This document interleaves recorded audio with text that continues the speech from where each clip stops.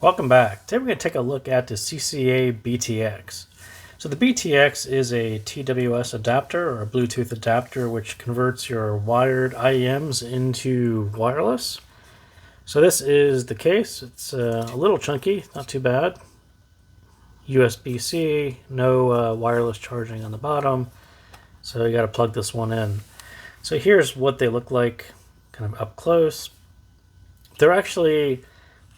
I don't have the other KZ models, but they appear to be a little thinner. This is their new style packaging, and I believe these are a little thinner than the KZ AZ series. It's kind of hard to tell since I don't have them, but there you go. CCA BTX upgrade Bluetooth module. So you essentially just take your wired IEM and snap on this. I'll take this guy off, and you can kind of see that's about what it looks like, and it's got a little QDC adapter right there, which is how you plug it into your IEM. So packaging, it's actually kind of nice color packaging. It says BTX. On the back, it says support AAC. It kind of noticeably misses AptX, which is one of the more important features of this series and BTX. So I'm not sure why they left that off in the packaging, but we will touch on it. So let's jump into it. So BTX features the Qualcomm QCC 3040 chip. That gives you AptX, gives you Bluetooth 5.2. It's basically the same chip that you find in all the popular TWSs that support AptX. This one has a 5 hours of battery life. I didn't test it. That's what they say. I will go with it because it seems about reasonable, but I definitely didn't sit there and listen to it for 5 hours straight to see. I tended to listen to them and put them back on the charger, so I never really got a total on that. So getting the BTX, I sort of had lowered expectations from my last set, which were from a different manufacturer. I just didn't think that they were all that good, and I was pleasantly surprised with these. And the sound quality is actually very, very good, especially with AptX. And I have Samsung phones and an LG phone, and both of them support AptX. And I think they did a pretty, quite well job as far as a TWS adapter that sounds, almost like it's the wired version of it. It's pretty close, and especially with AptX, you're a little closer. So, yeah, I have to give these guys a thumbs up. I think these are quite good. But the biggest issue with them is actually if you've actually put on enough TWSs, you sort of get the feeling that these ear hooks, when they're just, it doesn't take too much tension on an ear hook to put a little pressure and pull the IEM shell out of your ear. And that's kind of exactly what happens with these guys. It sort of looks right, but if you think about your normal IEM cable and it's got this ear hook and cable that are actually, there isn't a whole lot of tension in that ear hook. It's designed that way so it doesn't put any additional pressure on the shell. And to go to this form factor, depending on how it sits in your ear, you actually are going to have quite a bit more, tension, forces trying to pull the shell out of your ear. And that's exactly what really happened to me. So I can't really stress this enough that the really good sound quality is really, really tricky to get, and you basically need to tip roll. I ended up using sticky tips, so these are KZ star lines flipped over, and when you flip them inside out, you actually end up with a stickier tip, is essentially how I would call it. So it's a little wider than a normal star line, but the inside of it actually happens to be a little tackier, a little stickier, and it actually sticks quite well in your ear. And that's why people tend to like these flip KZ star tips. But it's, super tricky. You got to get this thing inside of your ear, very tight, stuck in there. Because otherwise, it's going to wedge itself out just a little bit, and it's going to angle out a little bit. And you're going to lose almost all of your bass. It's going to sound really tinny. It's going to sound not good is really what it comes down to. So if you end up buying a pair of BTX, and it probably goes the same for almost any Bluetooth adapter in this style, if it sounds too thin, too far from the wired that you're used to, your tips are probably too loose and it's pulling it out of your ear. And it's very noticeable.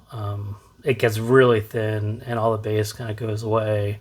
And it sort of resembles the same IEM, but not really. It's just really, really thin. So stick them in your ear with your finger and then you'll hear what they're supposed to sound like. And then you really have to pay close attention to if this is slipping out of your ear at all, because it's super important to get them stuck quite deep and quite well inside of your ear. So once you get past the fit, you do have a couple of typical Bluetooth issues, the codec compression.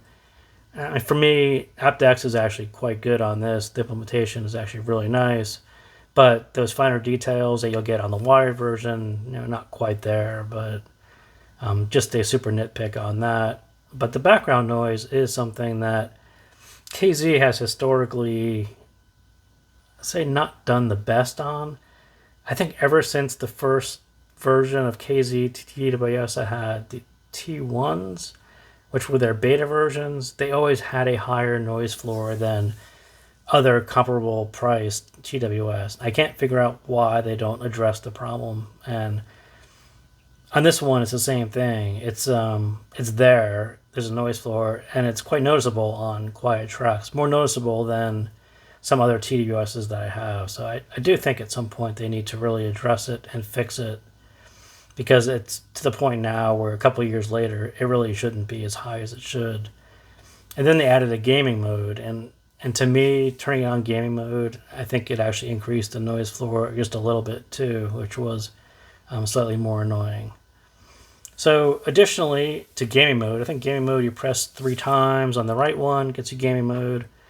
3 clicks on the left one, they call it a fuller power, they call it a Hifi mode. On the previous AZ09s, I think they actually called it full power. I will call it a bass boost. And what it really looks like is this. So if we look at the graph so this is the KZ EDS that I just showed you. So the green line is what EDS looks like, typically hooked up to BTX. It actually follows the existing EDS line from the wired version exactly. So Hi-Fi, it gives you click 3 times on the left side, and it gives you this sort of bass boost that you see here. And so as far as this little bump here, I actually do think they actually bumped that just a little hair. There's kind of a hair bump there. So you get sort of more of a V shape, you get some bass, but they also, poke just a tiny, tiny bit more resolution, emphasis into instruments right there. I think that's what it does. As far as reducing the treble out here, I'm not going to swear that really happened, but the bass is definitely noticeable and the volume kind of bumps up a little bit. And I do think they added just a tiny hair there. So that is Hi-Fi mode, what it looks like on the graph. So like I said, that's 3 clicks on the left side, gives you that mode. So the other slightly annoying thing about KZ's Bluetooth adapters are these KZ QDC adapters, right? So QDC is, mostly found on KZs, and it's this 2-pin, but the sleeve covers the 2 pins, and it's got a rounded hole, and that's essentially the primary characteristics of QDC.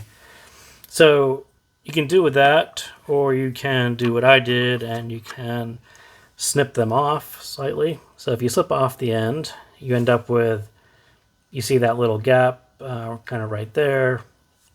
So you can snip back the QDC connector and expose more of the pins. So now you have something that looks like this, right?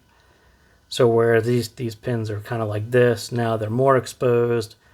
So if you happen to have another KZ set, let's say you have a KZ, this is the EDX. So the EDX didn't actually have QDC connectors. It actually had this, I think this is actually power B. This was the B connector. And it's mostly a recessed 2-pin adapter. But so now you can kind of see that with the pins exposed, you can now push this one in, kind of like that. So that's almost in. There you go.